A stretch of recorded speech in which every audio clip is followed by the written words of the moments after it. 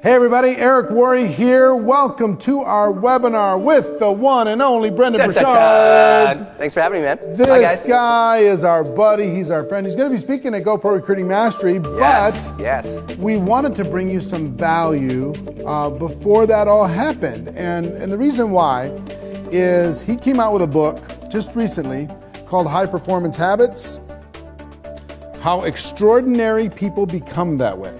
And I'm fascinated with this and also a little intimidated by it. Yeah. Honestly. Yeah, sure.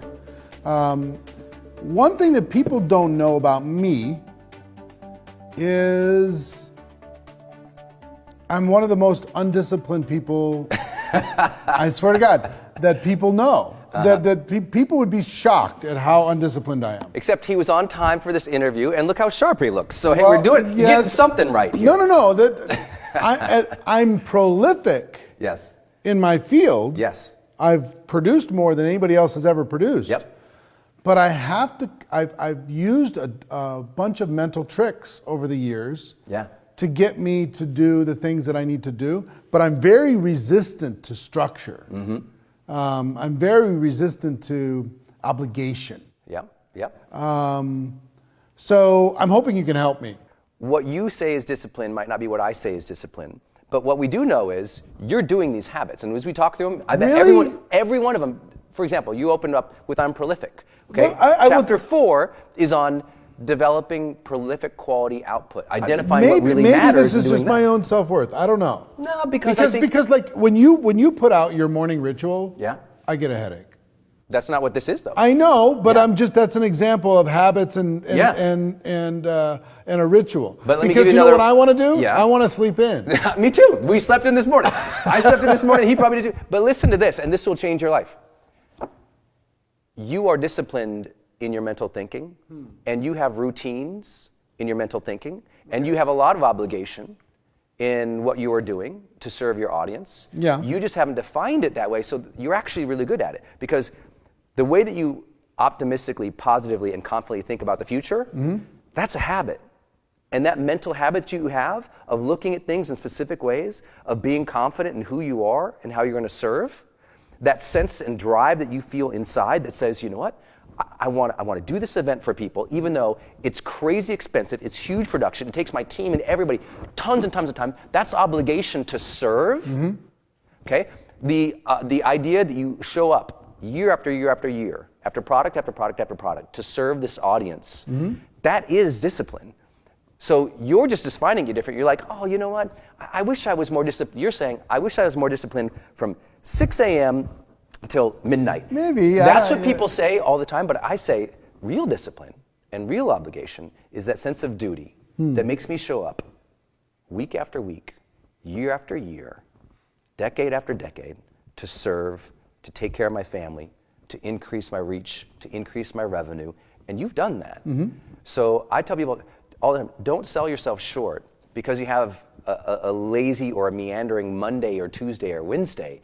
It is, what is the recurring pattern we are seeing week after week after week? And anyone tracks your business, your brand, your career, it's like growth after growth after growth after growth after growth, breakthrough after breakthrough, service after service after service. So I'm just here to say, you and everyone watching, give yourselves more credit than you usually do. Well, maybe so. And part of the reason why I mentioned this right up front. Yeah, it's good. Is when I travel around the world and I coach and mentor and speak to and train the people in the network marketing community, there's what they know to do.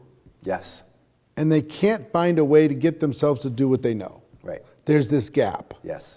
Between awareness and knowledge and action. And most of them are beating themselves up over their lack of action of doing what they know they should be doing and could be doing and are perfectly capable of doing, and they won't do it. And because of that, they feel bad. You know, so it becomes a self-worth, self-confidence type of a thing. So I'm hoping that this webinar can help that. At least help them to have some tools to be able to go where they need to go. But tell me how this, how did you end up here? Yeah. What's the story that led you to high performance habits? So my career started from a car accident where I discovered as a young man, when I was a 19-year-old kid, that I wanted to change my life. And I had a car accident. I was a miserable person, very sad, was suicidal at that time of my life from a breakup from the first woman I ever loved. And after the accident, I just said, I don't want to live this way anymore. I felt like I'd been given what I call life's golden ticket, a second chance at life. And I know a lot of people get that. They have a second chance at life. And a lot of people watching this are probably in some kind of transition. They're starting a new career. They're maybe starting a new relationship or living in a new city, trying a new product. Something new is happening. And when something new happens, we usually go, well, how do I do it better this time?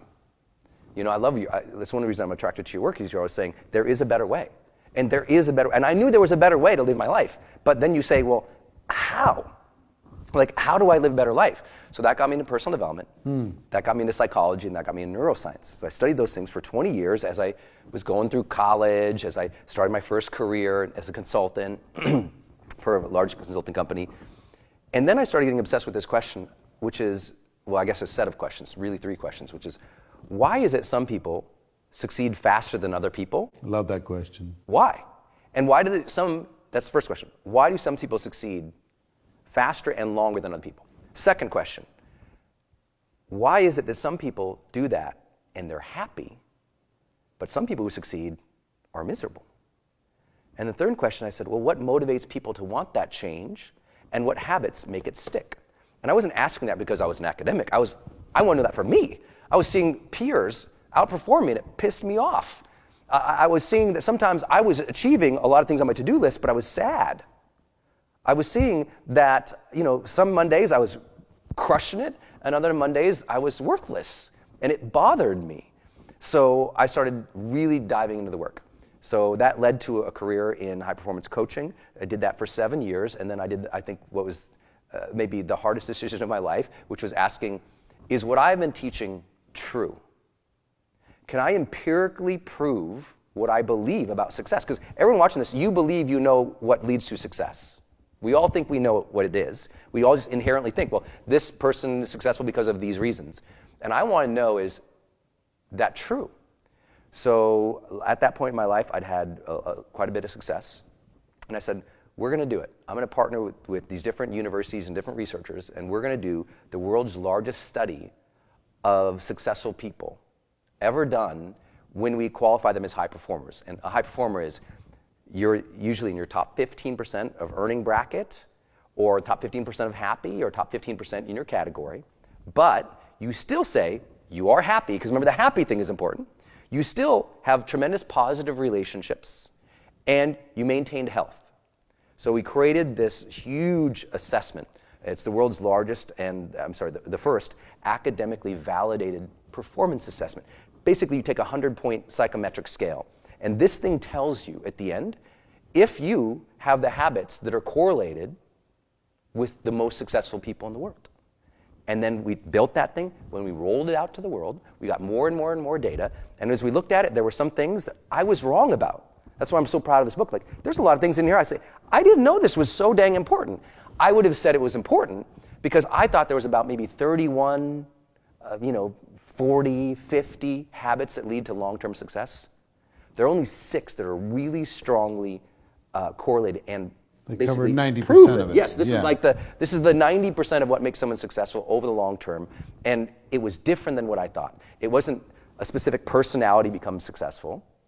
It wasn't a specific set of skills or strengths. It wasn't hereditary. It wasn't genetic. It wasn't hereditary. It was, if you will start doing these 6 things, and they just become part of your life, and they're not things like, let's talk about the 6 things. Yeah, okay. Talk about the 6 things. You walk me through them. Yeah. Well, first, they're not hacks. Yeah. They're habits. So they're things that we do on a consistent basis. But isn't a hack kind of because I've used tricks. Yeah. Yeah. Another word for that I've used is a hack. Yeah. I used to trick my mind in order to be able to cause I'll set a deadline. Yeah. And I'll make myself, have lots of pain. Yeah. in the world if I don't hit the deadline. That's right. It's just a hack. Yeah. But a hack is usually a hack that you do 1-2 times. Habits. Yeah, this is more are than that. lifetime routines and practices. All right. So walk me through. What we found, the first one, which is really the base of everything, this is probably why you and I do what we do, is that high performers seek clarity. Notice it doesn't say get clarity. They are more consistently seeking clarity than underperformers. And what this means specifically, and everybody knows this, because when you don't have clarity, you're unhappy. Is this like having a strong vision? It's having a strong vision, yep. But it's not just having a strong vision once. Okay. And what we found was high performers are so consistently asking, okay, what is it I want of this situation? Who do I want to be in this? How do I want to treat people? What will be meaningful to me? And most people do that at New Year's or on a birthday ends in a 0. High performers literally all the time. A great example, I've been blessed to work with Oprah Winfrey. You start a meeting with Oprah Winfrey, it's always the same. At the beginning of the meeting, she says, what's our intention for this meeting? That is an act of seeking clarity. I want to know, what's this about? What are we really after here? What are we trying to do?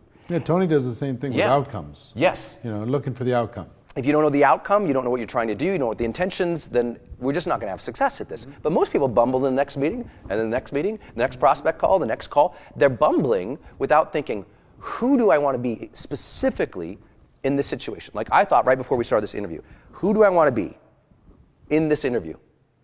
How do I want to show up? How do I want to interact with you? What's the message I want to convey? That's just asking ourselves a lot of questions. And it just happens to be that high performers do it more often in 4 categories. The first one is they're seeking clarity of self. Who do I want to be, and who would my best self be in the situation? So before they go to work with their daughter on the 9-year-old daughter on the math problem, they say, what kind of parent do I want to be before they go in the room to help? Most people don't do that. Then they think socially, what do I want to be clear about? How do I want to treat other people here? And importantly, like an executive going into a meeting, if there's 5 people there, before the executive goes in, they think, who in that meeting really needs my attention right now? What might they be struggling with? Okay, let me give the attention over here. They're really processing this before. This sounds like preparation, and it is. Then they think about their skills. This is really one reason that people really need to study your work, is to get that next level, you need to have clarity of what skills you need to develop to go to the next level. Underperformers, if you ask them, what 5 skills are you working on to develop your craft? They don't have an answer. High performers have an answer. So, in other words, they are building their curriculum for growth. They're clear about what they need to build and grow into to have that success they want. And then the last part of that seeking clarity is, what's going to be meaningful to me? And that's how people usually don't ask that until they're 50 sometimes, and then they realize, oh my God, I've been climbing the wrong mountains. I'm successful, I've achieved, but I'm unhappy because I didn't ask those questions. So we teach you how do you set that up as a practice in your life where you're reviewing questions like that so that you stay on track, because the worst thing to do is work 5 years and then end 5 years working hard, being unhappy because you didn't ask questions like that. Well, I feel better about myself already because I am very, very clear on those things, just from habit. Yeah. All right, second is energy. I love this one. High performers generate energy. And what do you mean by generate energy? Love this metaphor. This is the defining metaphor of my life. The power plant doesn't have energy. It generates energy. The power plant that transforms energy from one space, transforms it, generates it, or transmits it into another. And high performers specifically, they have higher mental energy, which you can measure based on stamina and competency tests. So you give them quizzes, tests, scores, activities, and see who has the mental endurance to last. They have higher emotional energy, meaning more positive psychology, which can be measured in their emotional range, so they're happier. And they have higher physical vibrancy, in which how they feel on recorded studies throughout the day, like what level of energy do you feel physically right now? Most people are like crashing and burning all day. And so we figured out how to codify and measure that. And what I always tell myself is like, you don't have energy. It's not like all of a sudden I have sadness or I just have, blah. That's being created by what we are doing. That's a decision. It's a decision. High performers, the top 15% of the top 15% in the world are 40% more likely to work out 5 times per week than anybody else. It's stunning. I'm super, this is like right? where I'm not good. This is where a lot of people aren't good.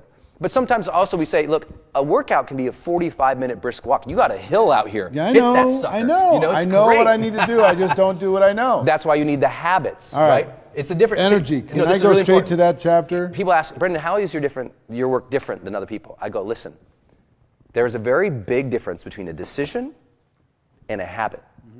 And you opened up about this, of deciding what to do and knowing what to do, but not doing it. It's like you could decide 50 times, but still not do it consistently. That's because habits are set and formed in specific ways. So we teach you how to set and form energy habits, and there's simple ones. Let me give you an example. Because everyone's going to say, well, is that a chapter about working out? I'm like, working out's one of 5 things we recommend in there.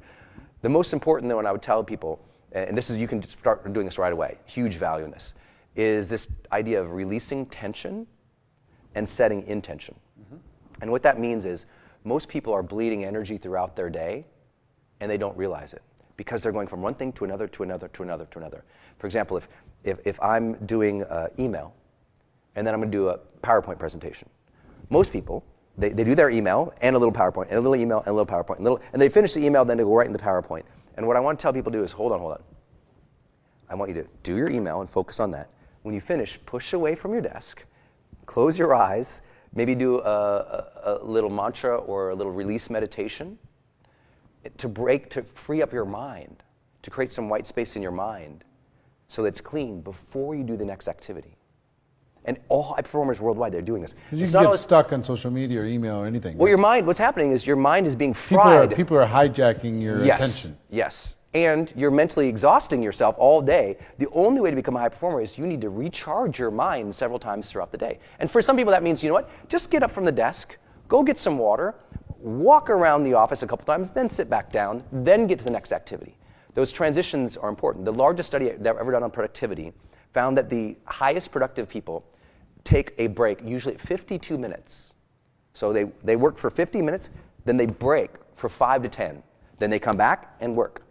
And that focus break of having, just 5-10 minutes at every hour. I mean, we used to do that in school, right? You went to class for 15 minutes and you got 10-15 minutes to hang out with that's how they kept kids till 3 o'clock in the afternoon. We forget this as adults, and that's why so many adults crash at 3 o'clock in the afternoon, where kids finish school and they're still pretty hyped up. They're gonna go out and play, they're gonna go out and do things, they're gonna do the homework, but it's because they were given these mental breaks throughout the day. Adults need the mental breaks to have high performance, so that's generate energy. We teach you the mental breaks, the emotional stuff, because most people are tired because they're carrying emotional stuff, unprocessed pain, unfounded fears. When we free you up from that, you have this new energy and vibrancy like you were born new. I love it. Can't wait to read it. Yeah. Necessity. My favorite one. Why? This is the one I was wrong. I didn't know this was going to be in here. Huh. I did not know how important this is. And our friend, Tony Robbins always talked about, your life will change when you make your shoulds a must. Yeah. So that's about, the necessity is about a must. It's about, we call it performance necessity or psychological necessity. It says, there's a guy, let me just see if I'm on the same path. There's a high performing guy in Europe, good friend of mine. And he said the difference between him and everybody else is his growth was an obsession. yeah, There was no option at all. yes. It was total immersion. Yes. So is that about the Yes. necessity? Yeah, there's idea? 4 parts to necessity. Okay. And you love this. And this is, by the way, academically proven. The data really suggests strongly, the strong correlation is there's 4 parts to necessity. Think of necessity as, it's this very simple question. It's a mental thing of saying, why is it necessary for me to perform with excellence in this activity? Like before you go on stage, you would say, why is it necessary for me, my identity, who I am, to perform well in this situation I'm about to enter? If you are clear on that, you have a higher psychological necessity. It's like the sprinter says, it is necessary for me to win this race for my mom. That sense of necessity to do well is a defining characteristic of high performance. And there's only 4 ways you get that. One is your identity just says, I'm a person who does things with excellence. And most people, they've never decided that. They're like, well, I'm a person who gets by. Yeah. No. You need to level up your expectations and your standards of yourself to say, I am someone who does well. Like for me, no matter where I go, I'm gonna do well at this. I don't care what I'm doing in my life. It doesn't mean I always do. It doesn't mean I don't face disappointment. That hasn't always been the case for me, but it is now. I mean, the necessity, because you're driven by different things, contribution and Yes. growth and those types of things. But back like in school, it wasn't a necessity for me to get A's. Right. But some kids, it was a necessity. And they did it. Yes. And they just made the A happen. Some of them had to work harder than others. Some of them became natural. Some of them did it through just grit. Yes. But it wasn't for me. Yeah. You Well, know? but getting to the next rank, once I got into network marketing, that was a necessity. it was a necessity. Getting to a certain income level, that became a necessity. Yeah. And then it became about giving back to other people. That became the necessity. Yes. And you and I and everybody watching this, you've all been in a place in your life where you had to make some money. Sure. You had to do well at that job or that meeting or that pitch or that thing. And because you had to, you got yourself primed for it. You prepared and you went in, you weaponized, you kicked some butt. You just did a great job. Yeah. You went in as the best of you because you told yourself, I need to come in as the best of me. The difference is high performers are saying that all the time as themselves. Mm-hmm. Their self-talk is making them perform well. And so their identity. The second thing is an obsession with a topic. No, yeah, you got to be totally immersed. You have to say, I'm going to master this thing, and I'm going to geek about it, I'm going to dork about it, I'm going to study it more than anybody else, I'm going to work it. I watched a course with Steve Martin where he teaches comedy. Oh, so good. Have you seen it? No, but I read his book, his autobiography. So good. But anyway, his advice to people was, you need to find a friend and you need to talk about it all the time. Yes. You need to talk about it every day, all the time, bounce ideas. You have to think about it all the time. Yeah. It has to absolutely consume your mind. Yes, I love it. If you want to improve and get better. He said, I have no skill. Yeah. None. Zero skill, he says, that he has himself. Yeah. He said it's all been learned. It's all been learned. Yeah. And what I love about that is most people are scared of having that obsession. Because here's the difference. There's a very big difference between passion and obsession. Passion, very safe. Because everyone says, follow your passions, live with passion, be passionate. All that's everyone celebrates when you are passionate, doing passionate things, right? Mm-hmm. But you know the difference between passion and obsession, because as soon as you're doing your obsession, people start going, why do you care so much about that? What are you, crazy? Yeah. Well, start planting seeds of doubt in your mind. Yes, that's when you know. But those obsessions, every high performer says they have that. And so they got identity, obsession, then the other two things, I'll be fast on this. Social duty. Mm-hmm. They say, I feel obligated, or I feel a duty or a purpose or a mission to do this well for some reason. For some people, it's God. Whether it's the product or to free people or yes, to serve for spiritual reasons. It's my purpose. It's an alignment. It's what I am doing. It's my mission. But other people too. There's a lot of high performers who they didn't want to be a high performer. Their back was against the wall, and they had a duty to serve their family. And then the last one is, I don't like this one very much. Deadlines. Yeah. I love a deadline, actually. Oh, you do? Okay. Yeah, and I'll tell you why. Yeah. Because 80% of all the activity happens in the last 20% That's totally of the time. true. So a deadline is like one of my favorite hacks. I love it. Because I'm forced to do something, and then I kind of release my resistance to it because the deadline is there and it's not movable. I love it. The event's coming, so I better be ready. And, Yes. Yes. So deadlines are not negative to me. Yeah. Well, that's interesting. So that's what high performers do. Yeah. So giving yourself credit again, high performers are consistently setting up deadlines for themselves. Yep. It doesn't mean that they love every march toward every deadline, because sometimes there's pressure with those deadlines. Right. But they're comfortable with the pressure of the deadline because it's going to serve a goal. So that's the whole chapter on necessity is how do you rewire your brain so that you start saying, I need to perform well in here, and you do. Right. Well, let's get through the last three kind of, okay. Yeah, I know I could go on them. Well, me too. But just for sake of everybody's time. You got it. Productivity, influence, and courage. Yes. Talk about productivity. Productivity in this book is not what most people think, but it will make you more productive than you've ever been. The first thing is high performers have identified what is necessary for me to produce in this field that's different than other people, and how can I do it prolifically. We study Monet, we study Van Gogh, we study and celebrate Beethoven or the Beatles or U2, the band, because they're prolific at what they do. You were saying in the beginning, you're prolific at what you do. You are too. But here's the thing. In some areas, only at what not. matters. We are prolific at what matters. Yes. We suck at the rest, and that's what makes us good. We focus on what really matters. So in productivity, we teach you the main thing is to keep the main thing. The main thing. The main thing. Yeah. And we talk about how do you do that with your daily, weekly, and monthly reviews. Like I'm so jealous. You've put out 6 books. I have 6 books in my head. Yeah. And I still have 1.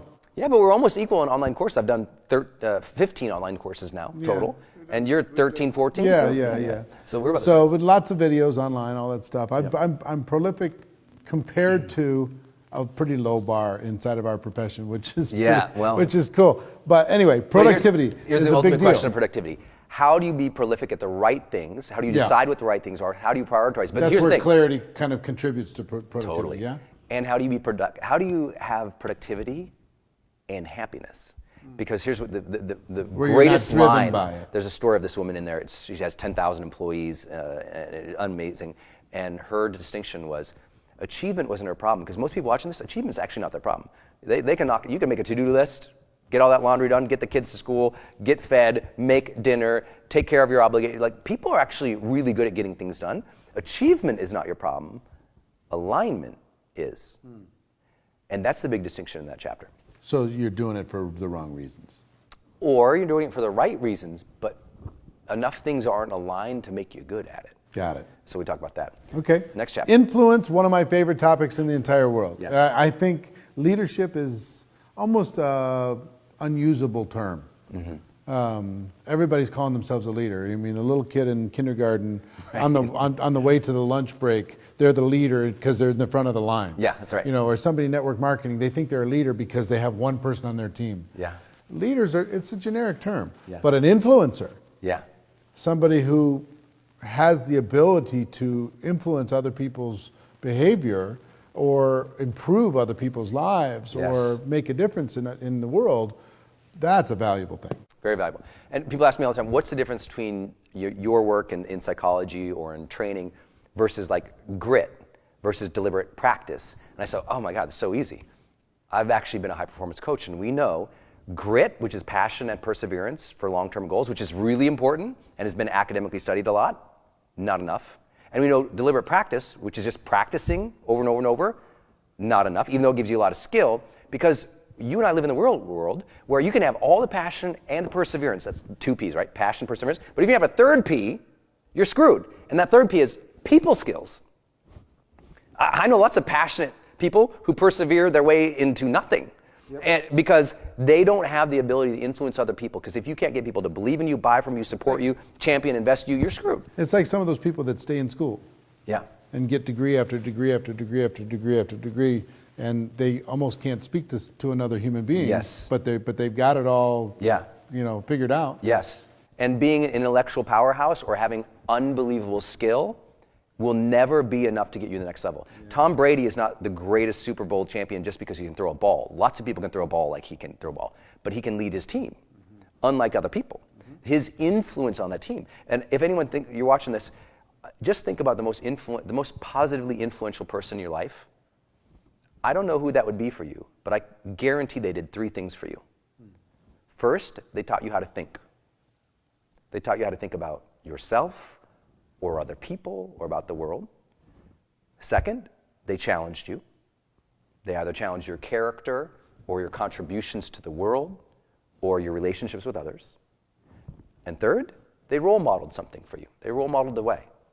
And so we put it into a framework. All these chapters come with like very clear frameworks, clear questions you can ask yourself, so that these things become part of your life. Because influence, especially in your category, if you don't have a lot of that, how do you reach the next level? But most people don't know what to do, so this book is a book of to-dos. How you do this stuff. I'm obsessed with the topic of influence. Oh, you love that chapter. Oh my gosh. Courage, that's a surprising one. Yes. And do you have to be courageous to be a high performer? You have to, and there's no choice. And it surprised me too. I knew it was important, but here's the thing. What's really important about this study is we measured over 100 performance variables. Okay, 100. These 6 correlated stronger than anything else to your ability to succeed long term. And courage, I would have guessed in the top 20. It's on there, number 6. And here's why. Because courage is, and it's not like you have to jump in the river to save somebody, courage. Courage is you speak up for yourself, your ideas, and you share your thoughts, feelings, and needs with the world. And that is an act of courage today. because today there's haters, there's judgers. I mean, you did your webinar on hating, it's like people, there's a lot of challenge in sharing yourself. We also found, though, that high performers not only speak up for themselves, which is necessary, because you can have all the clarity in the world, but if you don't share what you really want with your spouse, where are you going to go with that, right? So you have to share it, but we also found high performers also speak up for other people. Okay. And the third part was they take daily action into uncertainty towards what they are clear about. Their ability to take little steps into uncertainty, even though there might be risk of people making fun of them. Yeah. Even though their family might call them crazy. Even though they don't know how it's going to turn out, they willingly step into the unknown with small steps consistently over and over and over and over and over and over again. And then it looks like at the end, like, oh, wow, you're really bold. Well, they never made any big, bold, crazy leap into the unknown, but they were just diligent, conscientious, every day, moving forward towards what they wanted, even if they didn't know how. Right. And that's courage is kind of, when you try something, you don't know how. Yeah. And you're willing to try it. It takes a little bit of faith, right? Even though faith that it's going to work out, and you got to face your fear and deal with that stuff. But we also think that, some people are courageous. Yeah. Oh, well, Eric, he can do it because that's who he is. Yeah. No, courage is developed, and this is a book of how. Interesting. So interesting. So clarity, are these in order? Or just kind of in a flow that work? Yeah, we started. So the first three are basically personal habits. They're the habits of, I seek clarity, I'm taking care of myself and generating energy, and I know what is a must for me to perform well. Got it. And then there's the social habits, because productivity is ultimately a social act. Okay. There's dealing with other people, that's influence, and there's speaking up for yourself and other people and taking action in the social world. So it's kind of like personal habits, social habits. So we start with the personal, and then move into social, and that's how the book's structured. So high performance habits. Here's what I hope that you see is that this would be valuable for you. This information would help you improve your network marketing career, improve your life, improve your level of well-being and happiness. Yeah. I know that's why you put it out. And there's also with the book there's like an assessment. Yeah. Yeah. So people can assess themselves? Yeah, remember that academically validated assessment? It's the first one ever. It's the only assessment that's ever been correlated with long-term success in this diligent way. And so what's cool is you take the assessment. It's usually $97. We give it away free with the book. Really? And what it does is you take 100, literally there's 100 things. It takes about 7 minutes to fill out. And then it gives you a score in each of these 6 categories. And you know how do high performers worldwide score and how do you score? So you know where you work on the most. So I tell people, you don't even have to read the entire book, just like identify where do you need to work on the most, hit that chapter up and go. And this is also available in audio, yeah? Yeah, audiobook, because I like listening to audio sometimes when working out or whatever, in addition to reading. Yes. But I think it's 2 different disciplines to help your mind learn. That's right. Differently. Let me tell you why I'm excited about this and why I asked Brendon to be here. He's agreed to do something extraordinary for the network marketing community. If you see value in this book, he's agreed to let you have this book for free. You pay $7? Shipping and handling. $7 shipping to cover the shipping costs and somebody to package it up, put it in a box, and deal with it. Anywhere in the world. He will send you this book, this hardcover spectacular 400-page hardcover book. Absolutely free. Not only for you, but for every single person on your team. I know that this is kind of a limited time thing. It's not forever. Yeah. But while supplies last, I would encourage everybody watching, tell every person on your team to get this book. So smart to be able to do. And if they do that, what else do they get? Well, they get the free assessment. We talked about it, and you agreed to throw in a whole bunch of stuff. Yeah. So they get the free assessment. So if you get the book, again, it's the shipping. We charge $7 flat anywhere in the world. I mean, we'll ship it to Egypt. We will ship it to Russia. We'll ship it to anywhere in the world. Japan, $7, right? But it's English though, only. It's only English only. Got it. It goes out in hardcover. We'll ship it to you. We also, when you get the book, we also give you access to a membership site where you can go stream and download the deluxe audiobook. So you get an audiobook. You're going to get an audiobook for free. Yeah, don't buy the audiobook on Audible because Listen to that's 16. This is 16 on Amazon, 16 on audio. You're going to get the audiobook for $0. Yeah. Immediately, right? Yeah, immediately. And you can stream it in your on any device or download it like you download your favorite podcasts. We give the $97 assessment, so they can go through that. And then we do a video training series that follows up. Like how many videos are in the video? Based on this, about 3 hours of habit training. 3 hours of habit training you get for free from this guy. Yeah. Happens right after you sign up for the book. So it's really, and it's targeted to help you really develop even more. So we just try to say, how do we give the world's best training that's ever been done on habits that matter and have been proven to lead to longer term success? And so we went to the wall on this one. I mean, this is my life's work because we wanted to know what really matters. And I tell people, you're going to start new habits at some point. And because if you want to change your life, you got to change your habits. One way or another, yeah. If you're going to start anything new in your life, start with these 16 because they're the only ones that correlate that strongly with long-term success. Yeah. So let me give you a link. We put together this thing. We put it together kind of last minute. Yeah. But and I'm super glad because he asked me. He's like, "My audience is awesome. I know, do something." I'm like, do something great. Dude, we'll give them the wall. Let's go. So networkmarketingpro.com/habits. networkmarketingpro.com/habits. You go there and you send your entire team there. Send an email blast, put it on Facebook, put it on Instagram, every possible way. Announce it on a webinar, announce it on a conference call, text everybody. Do what you got to do to let them know because this is not going to be a forever thing. But everybody in your team can get this book for free. They can get the audio book for free. They can get the assessment for free. They can get 3 hours worth of training for free. Pay $7 for shipping, and they'll send it out. There's no gimmicks. There's no catches. It's just value, and it's going to help you. It's the reason why I've asked him to come speak at GoPro Recruiting Mastery. It's the reason why we collaborate together on topics because it's pretty rare that I bring somebody in and talk about something like this. Because I want to make sure that it's in complete alignment with what it is that we're doing. There's nothing that crosses over any gray areas. High performance habits, this is what everybody's looking to do, is looking to improve their performance. And I'm looking because I know where I'm great and I know where I lack.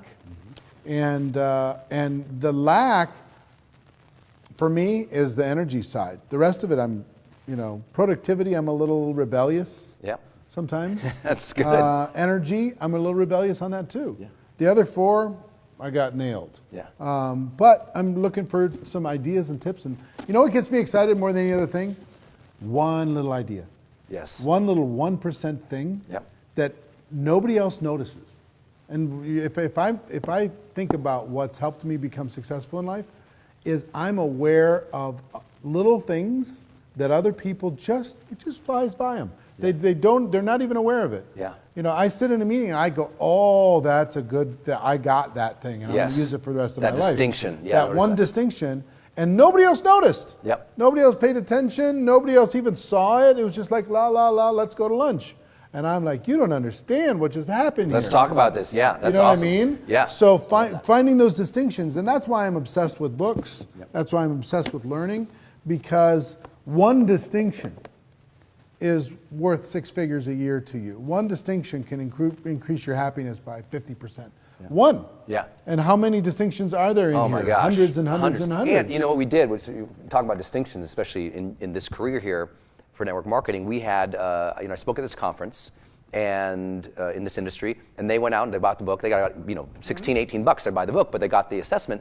And they, with their team, so they took the assessment, like the leader would take the assessment, then their team would take the assessment, and they said, hey, what's your score? What's your score? Because this gives you your success score, essentially, 6 success scores.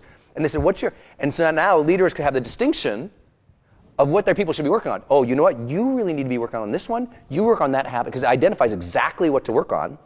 And so it's not like a strengths thing that just says, well, be more of this or more of this. It goes, this is where you need to focus to be more successful. And so if, as a leader, you have a team, make them get the book and take that assessment and encourage them. Say, hey, share your assessment with me. And then you know how to develop them. Yeah. And what's cool is it created this performance conversation between people that's safe. Yeah. Because it's not sharing like third party. It's not somebody judging somebody else. That's right. Yeah. The assessment does the judging. Yes. And we're all honest. Everybody, me too. Sure. This is important. I can improve on all these habits. Everybody can. So it's not like no one feels deficient. Right. You know, no one's like, oh, I don't want to share my assessment with you because I'm not good. It's like, no, everybody can improve on all of these things. So it creates a safe conversation about performance so that you can be working with the people who you are on your team to say, hey, we finally know where you can work to get better. And that's a game-changing distinction for most leaders. So if you go to networkmarketingpro.com/habits, you get the book. You pay $7 for shipping and handling. You get the book. You get the audio book. Yep. You get the assessment. Yes. You get 3 hours of training. Yes. For $0. So hurry up, do it. Have your team do the same thing. I don't know how long you're going to make this offer available, but I think the network marketing community might make you go broke. Yeah. But anyway. Well, I appreciate you all support, and I just want to share the message. So this this is super cool, and it's a cool cover. Thank you. I like the yellow. I'm always attracted to yellow, like yellows and oranges. Yeah. Brendon Burchard, man. You're the man. Thank you for having me. Thank you for your contributions. Thanks, guys. Thank you for your work in the field and what it will do for us in our profession. I appreciate it very much. Thank you. Everybody, that's our webinar. Hope you got value. If you did, let other people know about this offer. Let other people know about Brendon Burchard. Let other people know about GoPro Recruiting Mastery. All of those things are awesome. And we love you. Take care, everybody. Thanks, everybody. See you.